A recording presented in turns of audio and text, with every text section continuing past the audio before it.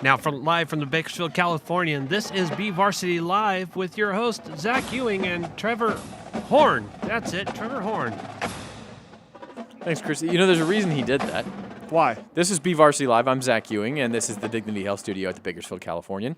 And, to introduce Trevor, Trevor's done some broadcasting for us in the 6 months he's been here, and he did a fine job with one notable exception, that he had a little trouble pronouncing names throughout most of that broadcast. Because I'm awesome? No.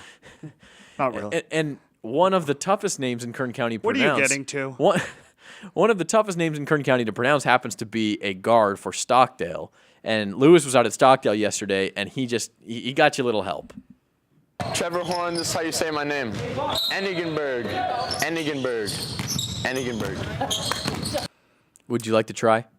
Enigenberg. He still can't do it. It doesn't matter, Zach, because we got you too. Chris, we're on the tape. That's true. I'd like to thank Zach Ewing for motivating me through high school, because we all know he graduated from BHS. You know, you didn't know about that last one, did I am you? the only person in Bakersfield who has degrees from all 15 high schools. Yeah. That's the best part about this, because I've been accused of it all. Well, I just wanted you to know that Lewis wasn't just out there to punk me, that he was out there, that you also got your due diligence. So you're welcome. The problem is, if he puts that out on Facebook or something, people are going to believe it. They're actually going to think that I'm a BHS graduate. And then anything positive that is written about the Drillers will come back to... Where are you from? Maine? New Hampshire? North Dakota? Real close. New Mexico. New Mexico. Yeah. That's right. You used to hang out with Walter White. Real close. Yep. Okay. Heisenberg. Let's get to the show, shall we? Yeah. Yesterday was National Signing Day, Yeah, as fun we day. all know. We had about, 20? 20 Local high school athletes, yeah, plus local a high few school from athletes. BC. Yep. And National Signing Day in February is only football, soccer, water polo. So there's obviously others from other sports, but those are the sports that signed yesterday. We had 20, including 10 Division I football players. We have more on the way for next year. We're going to talk to a couple of those guys this year, a couple of guys who already have scholarship offers, Chris Barnes from Liberty and Lawrence White from Ridgeview. So they are in the house, and they'll join us a little bit later. And then to kind of wrap up yesterday, talk to us about the whole recruiting scene in Central California and kind of an interesting angle that we've talked about this week in the office quite a bit. We have from Scout.com, from Barkboard for the Fresno State angle. And really, you cover all Central California recruiting, a little bit of USC in there as well. This is Josh Webb. Welcome, Josh. Thank you for having me down here. No problem. And he's rocking the Dutch World Cup jersey. Robin. And, and we have to remind you, even though Josh has no problem projecting, you got to be close to that mic or else it just echoes on you. So then we hear everything you say 2 or 3 times, which is not a bad thing, but... You could stand to hear it more often, actually, Zach. Yeah, we'll just go with one for now, Our disagreements tend to trickle into text, don't they? That's true, yeah. We don't, the world doesn't need to hear all of our arguments, just some of them. Fair enough. Although I was about to say that's not the idea you pitched me, about a week ago. That's true. I thought the world needed to hear our arguments. We will see about that. But anyway, this is on Twitter. Josh is Fight on Twist, and he's a good follow for college football fans, for high school football fans, and for anybody who likes Marvel movies. Right. Anybody who's just likes an interesting person in general. And one of the interesting things we want to talk to you about is Fresno State and why. 5 years ago, if any kid in town had a scholarship offer, it was better than 50-50 he was going to Fresno State. And now it's much less than that. And they're not offering as many kids, and it just seems like the relationship is broken down. Whether that was by design or not, I don't know. We'll get to that. First of all, some of the guys who signed yesterday. Braylon Scott signed with Colorado State. He was a guy who was offered by Fresno State, so you knew about him a little bit. Sheldon Croney signed with Iowa State. Fresno State was in on him for just a little while. Some of the other guys. Tell us what you know about these guys and what those respective programs are getting. Well, when Fresno State was going through the recruitment process with Braylon Scott, they were looking for a guy who gave them what Devontae Adams took with him when he left to the Packers. They're looking for a guy who has that jumping skill, who has those big, wide hands that can go up and grab the football at its highest point, and athletic and can give you some speed off the line. Ultimately, the Bulldogs decided not to offer any receiver, so it wasn't just a Braylon Scott thing. Okay. They just decided to hold on to those scholarships, I guess, that they felt The receiver that they were looking for wasn't there in this class. Sheldon Croney, honestly, I think he's a guy that they would have looked at, but they had started the recruitment process with Bryson Oglesby down in Texas when he was a junior. And Bryson Oglesby's system down at Texas, Austin at Sugarland, he came on my podcast with me yesterday and said Fresno State system's basically a big brother. And so the entire time that he was being recruited, he was looking at that program and kind of knew that it was a great fit for him. And the Bulldogs really only wanted to take the one back because they had Dontel James and a couple of other guys in the stable. But Sheldon Croney is a guy that I honestly thought was going to get that Washington offer, Zach. I thought that he's the type of back, a Bishop Sankey type, that you'd see in a backfield like that. Now, I don't know what ultimately happened with the Peterson regime. I mean, he certainly looks like a guy that Peterson would have had at Boise State, but we all know that once these coaches step into the Power 5 conferences and get Power 5 resources, they sort of, Sark went through this a little bit at USC when he took over guys he was recruiting at Washington. He didn't bring with him down there. So I think that, but Mariscal, man, he's going to see some Pac-12 play, and I think that he'll see the field early. And Rich Rod loves those type of athletic guys. And Anthony, I got this wrong on Lena's show. So cornerback is apparently what he will be playing at the next level. So I want to apologize for that since I didn't get that right. Okay. So the common denominator here is, this reason, that reason. They didn't offer any receivers. They like the guy in Texas better, and that's all fair enough. The question is, when Pat Hill was here, any kid in the Central Valley, I'm not just talking about Bakersfield now, but all the way up to Sacramento, really, if there was a Division I caliber kid, the first offer he had in his hand, almost always Fresno State. If you wanted a kid from the Valley, you had to come in here and beat out Fresno State for him. And Tim DeRuyter, and I'm not making a judgment here, not right or wrong. It's not like that. You talk to the high school coaches, Brian Nixon's out the door here, he'll tell you the same thing. Fresno State coaches are not around nearly as much as they used to be. And what I'm curious is that by design? I mean, obviously it's by some sort of design. Is that something that's going to continue? What's the thought process there? Do you have any insight? I think it's a couple reasons. First and foremost, that the college game has sort of turned into a national product, and by that I mean, a couple years ago, a guy like Cody Kessler, as you said, he would have not only had the first offer from Fresno State, but he probably would have never gotten out of the Valley. And it's not because he wasn't talented, it's because people weren't paying attention as much to Valley prospects as maybe they should have. All of a sudden, that started to change, and now you're seeing guys leave the Valley. They're going to places like Alabama, Colorado State. The Valley has turned into a hotbed for people to come in and pull players out of, be it up at Fresno, be it down here in Bakersfield. And I think that part of the mindset of coaches nowadays is that they know that once those offers are extended, they're committable offers.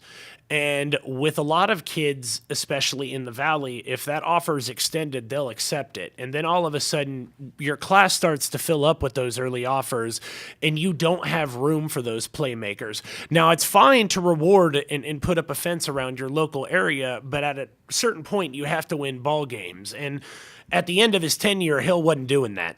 For whatever reasons, I'm not here to judge. I wasn't covering Fresno State during the Hill administration, and I know that that's sort of a point of contention among a lot of Fresno State fans. I choose not to even wade into those waters, but he wasn't winning at the end of it. And so Absolutely. I think that there has to be a balance of national guys and local guys. And I think that the staff being from Texas right now is starting with what they know. But if you go through and look at the roster, it's not that they're not necessarily recruiting the Valley. It's now they've spread out. They're hitting places that they weren't hitting before, that they really weren't recruiting before. And so they've spread the California recruiting base out rather than just centralizing it here in the Valley. Yeah, absolutely. Although Tim DeRuyter obviously has won some games, but who has he won some games with? Yeah, he Valley won some kids games for the most part. Well, yeah. And he won some games with a lot of talent over there. I mean, true. Derek Carr made that entire thing go, and anybody with half a brain will tell you that. But it didn't hurt that he had a guy like Austin Wentworth on his left side who didn't surrender a sack in over 2 years and was really an interior lineman. It didn't hurt that he had Devontae Adams, who ended up being a second-round pick and a playoff stud for the Packers. It didn't hurt that he had a lot of these different guys on his squad and a bunch of leaders on that defense. But But yeah, when you look at what DeRuyter has ahead of him, you have to wonder if his success was Derek or if it was what his, this vision that he brought with him from Texas A&M. Yeah, no, it's an interesting question, and it certainly has changed. And that's one of those chicken or the egg questions. Did the philosophy at Fresno State change, which opened the door for a Colorado State and a Nevada to come in here, and they've each taken a few players away? Has it, or did it change because those schools started to come in here and Fresno State realized they were going to have to work just to protect their own backyard, and it was easier to pluck players out of Southern California and Texas? I don't know. Maybe it's a little bit of both, but it is interesting. And Trevor, you mentioned it the other day. It's something that Fresno State's obviously aware of. Because you got a follow on Twitter from Tim DeRuyter after you mentioned it. Yeah, I made some. I didn't make any. I don't think they were disparaging remarks, but I just said, hey, there's 10 kids from Kern County, from Bakersfield. They're all signed D1 programs, and not a single one is from Fresno State, which is weird. And then secondly, that I looked at 2 points. It's either A, the Fresno State coaching staff isn't caring about Kern County anymore, or B, the Kern County kids are looking beyond Fresno State. Because if you look at the recent success that they've had with Derek Carr and even Brian Burrell as a starter this year and Kyrie Wilson, there are great kids out of Kern County that have succeeded at Fresno State. Absolutely. And then that was about 3 or 4 in the afternoon, and then I'm checking my phone about 11 o'clock at night, and I see you have a new follower, Tim DeRuyter. Yeah, and I can't help but wonder, though, if it's any other kid besides Derek Carr, does he stay in the Valley? If his last name's not Carr, if it's Derek Davidson, does he really stay in the Valley? Because per Derek's own admission, I mean, the guy had he could have gone anywhere, but offers. He shut down his recruiting before any of that even started, really. Yeah, the schools knew it was almost a non-starter to even come after him because of the family ties, because of what David had gone through with Fresno State and their love for the Red Wave. They knew that it wasn't even worth their time. But when you look at a kid like Cody Kessler, I think he always had bigger fish in mind. He's an extremely talented guy. And if you have the chance to, become the first starting quarterback at USC since Frank Gifford, they wore leather helmets. Why wouldn't you take that up? And look how well that's worked for Cody Kessler. Absolutely. His name is being talked about as a Heisman candidate for 2016. He had a remarkable year this year. And the rich only got richer yesterday. So clearly, he made a pretty decent decision choosing to leave the Valley, and it's worked out well for guys like Cody Temple as well who've taken off. So I think that once people saw Ryan Matthews, man, when you see a guy like that and you realize, crap, there's guys in the Valley that are that good and we haven't been paying attention to them. And Joey Porter, he goes to Colorado State, and what happens? All of a sudden, hey, man, I know they got guys down there. You should go and check it out. Now, all of a sudden, Colorado State's down here more, and they've put up a little mini fence in this area, too. They've put up And a if you lot of talk about offers. family with Joey Porter, you look at his nephew, Sheldon Croney, Yep. who is now at Iowa State, who was going to play with Kamari Cotton-Moya, who was also a Ridgeview football player that was the Big 12 defensive freshman of the year and a freshman All-American. So you look at that, maybe the other Big 12 programs are going to start going, hey, they're pulling in these kids. Maybe we should go there. And all of a sudden, it's like there will be blood. There's all these little straws under the ground. That was in Tehachapi, by the way. I do enjoy the oil reference. Yes. So they are drinking Tim DeRuyter's milkshake right now. Does he care? I don't know. Maybe he doesn't. Well, I mean, when you're able to get and you look at a guy like Chasen Virgil, who was coveted by Mississippi State and a lot of other programs down there in the South. Clemson was one of them. He was a guy Chad Morris was really going after before he took the job over at SMU. But you look at a guy like Chasen Virgil, who just for a weird reason that he didn't maybe put on as much weight as Mississippi State would have liked, they dropped him. And so he falls to Tim DeRuyter, and they swoop in and they do the job that they need to do. And there's absolutely nothing wrong with that. No, Yeah. I mean, it's really hard. It's hard to argue against it when they're still getting players like that. Now, if those players don't pan out, then you wonder, okay, maybe you need to circle back and rethink the way that you're doing things. But they only signed 7 kids from Texas in this recruiting class, and that was more than they'd signed in the previous couple. Yeah, but that's combined. still 40% of their recruiting class because it's only 17 kids. Now, but bottom line is, as long as they keep winning up there, the complaints are going to ring hollow. Well, they didn't win this year, so the complaints are there. They won their division. Well, right. It was not a very good division. They backed into winning their division. I don't But point is, you can deal with a down year if it still means a division title in 6 and 7.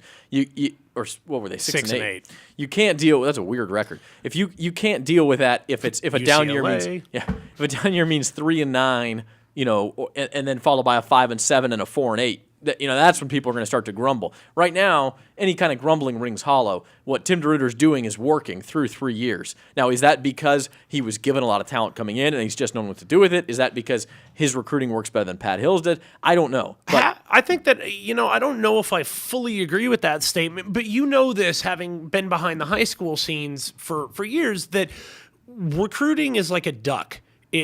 On the surface, it looks calm, but underneath, the feet are just, it's moving. And so, everything that DeRuyter's doing, it looks like it's working, and some of it is, but behind the scenes, I happen to know where things are falling apart, where communications are breaking down, and I have to say that the ship isn't 100% moving in the right direction. I think that there are a few parts of that ship that could be doing better jobs, and, I think that about everything in life, and DeRuyter would be the first to say, if you're not getting better, you're getting worse. And so when I look at some of those things, I think there are areas that they could definitely improve. And I've been an advocate for them coming down here and paying more attention to guys like a Sheldon Croney, though I understand why they didn't this year. That said, I think there are guys like Chris Barnes, who be in studio here in a little. And is Fresno State in on him? We'll ask Chris. Kinda.